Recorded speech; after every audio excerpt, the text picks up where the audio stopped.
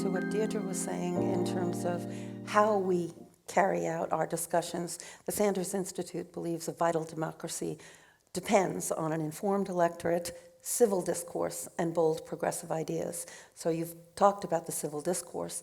In terms of social media and the media in general, I don't believe that we do a very good job of informing the public about issues.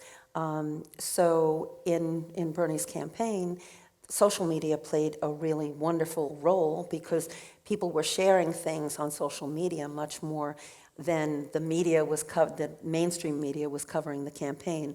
If they covered the campaign, it was basically, he was here. There were this, maybe sometimes they'd say how many people were there, but not very often. And but we had so many people just on its own, spontaneously, talking about issues and about campaigns. And now, with social media, we're seeing a lot more discourse that's not good. A lot of things coming from, we don't know, from bots or from your president.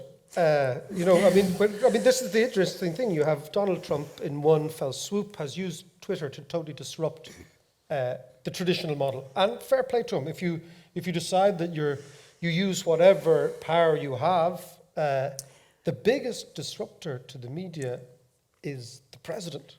Yes, but it's really very interesting. I mean, what is happening? That Trump has been able to, via his Twitter account, change the discourse completely, outmaneuver the New York Times and the Washington Post, and this could easily happen here at a certain stage.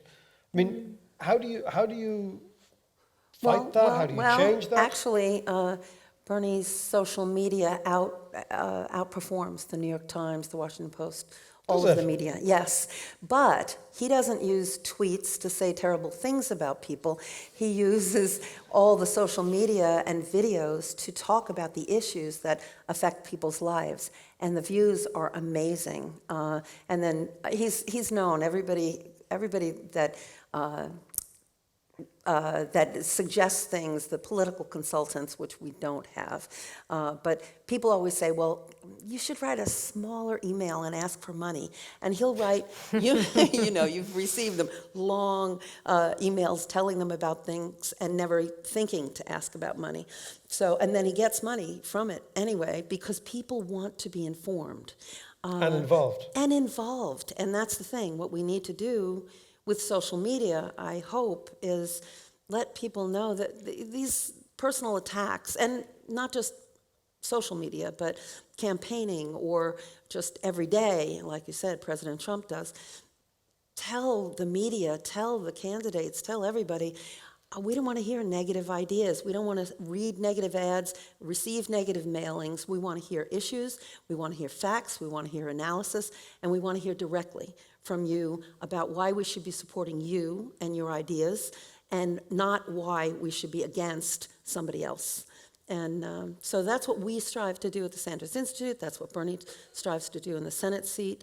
And I think that it is a real concern, the social media today, the coarseness of the discussion. It's changing our culture, and I think, as you said, it comes from the top.